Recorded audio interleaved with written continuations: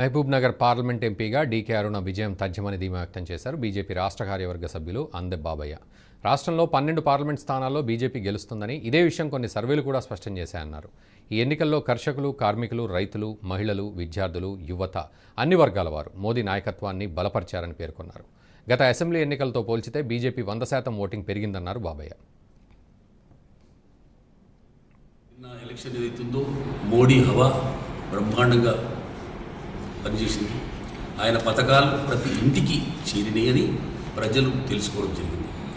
ఇలా ఒక బీద కుటుంబం పుట్టినటువంటి వ్యక్తి బీదల కోసమే అన్ని కార్యక్రమాలు, ఇలా ఒక బీద కుటుంబంలో ఏదైతే అవసరాలు ఉన్నాయో ఆ అవసరాలను తీర్చేటువంటి నాయకుడు నరేంద్ర మోడీ మా ప్రజానీకం తెలుసుకున్నాం కనుక ఈరోజు డీకే అరుణమ్మ మరి మహబూబ్ నగర్లో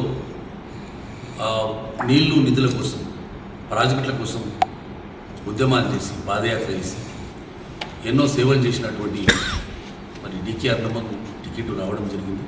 ఒక మహిళ అయినప్పటికీ కూడా మొత్తం 7 నియోజకవర్గాలు బ్రహ్మాండంగా తిరిగి అలసట లేకుండా అన్ని మండలాలను కవర్ చేసినటువంటి నాయకురాలు.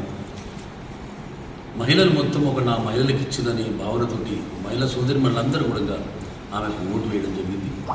అట్లాగనే రైతులు, ఇలా ఈ భారతదేశంలో రైతాంగానికి పెద్దపీట వేసినటువంటి నరేంద్ర మోడీ గారు ఇలా పేద రైతులకు రైతు బంధిస్తూ ఫర్టిలైజర్ మీద సుమారు సంవత్సరానికి 18,000 రూపాయలు సబ్సిడీ ఇచ్చినటువంటి నాయకుడు కనుక రైతు సోదరులంతా కూడా ఆదరించి, అభిమానించి పెద్ద ఎత్తున ఓటింగ్లో పాల్గొని నరేంద్ర మోడీ 3వసారి ప్రధానమంత్రి అయితే ఈ దేశాన్ని ఒక దిక్సూచిగా నిలబెడతాడు, ప్రపంచ అగ్రగామిగా నిలబెడతాడు, పేదవారికి అండగా నిలుస్తాడనే భావన ప్రతి ప్రజలు ఆ దిశగా నిన్నటి ఎలక్షన్ 13 నాడు